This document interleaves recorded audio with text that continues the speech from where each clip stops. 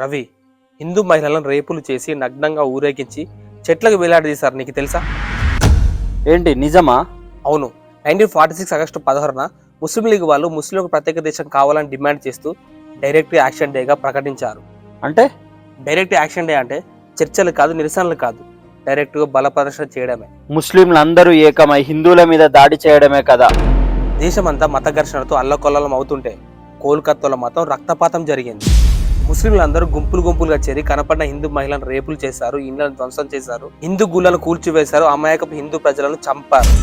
ఇంకా హిందూ ఆడవాళ్ళని నగ్నంగా ఊరేగించారు, ముక్కలు ముక్కలుగా కోసి చెట్లకు వేలాడదీశారు, బతికుండగానే నిప్పంటించి సజీవ దహనం చేశారంట కదా. ఎందుకంటే అక్కడ ఉన్నది ముస్లిం లీగ్ గవర్నమెంట్ కాబట్టి. చాలా మంది అమ్మాయిలు అవమానంతో ఆత్మహత్యలు చేసుకున్నారు. ఆ ఒక్కరోజు కోల్కత్తాలో 20,000 మంది హిందువులు చంపబడ్డారు. మరి అక్కడ గవర్నమెంట్ రియాక్షన్ కాలేదా? అక్కడి ముస్లిం గవర్నమెంట్ ఇండైరెక్ట్ గా సపోర్ట్ చేసింది. బ్రిటిష్ హైకమాండ్ ఫోర్స్ వచ్చేసరికి 2 నుంచి 3 రోజులు పట్టింది. అప్పటికి జరగాల్సిన నష్టం జరిగిపోయింది. ఇంత జరుగుతుంటే గాంధీ నెహ్రూ ఏం చేస్తున్నారు? నెహ్రూ ఏమో బ్రిటిష్ వాళ్ళ దగ్గర నుంచి గవర్నమెంట్ తీసుకోనికి చర్చలు జరుపుతుండు. అంటే నెహ్రూ రాజకీయ పదవుల కోసం హిందువుల మీద దాడులను ఖండించలేదు కదా.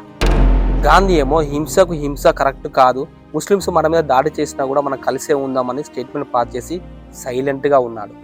అంటే ముస్లింలు వచ్చి హిందూ ఆడవాళ్ళని మానభంగాలు చేసినా మర్డర్లు చేసినా చేయించుకోండి, కానీ హిందువులారా మీరు మాత్రం తిరగబడకండి అని చెప్తున్నాడు కదా ఈ గాంధీ. అవును, డైరెక్ట్ యాక్షన్ డే వల్ల 1947లో ఇండియా పాకిస్తాన్ విభజన జరిగింది.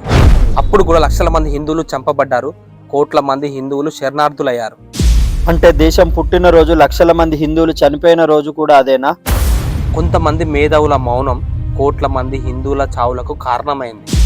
అసలు దేశ విభజన టైంలో ఏం జరిగింది?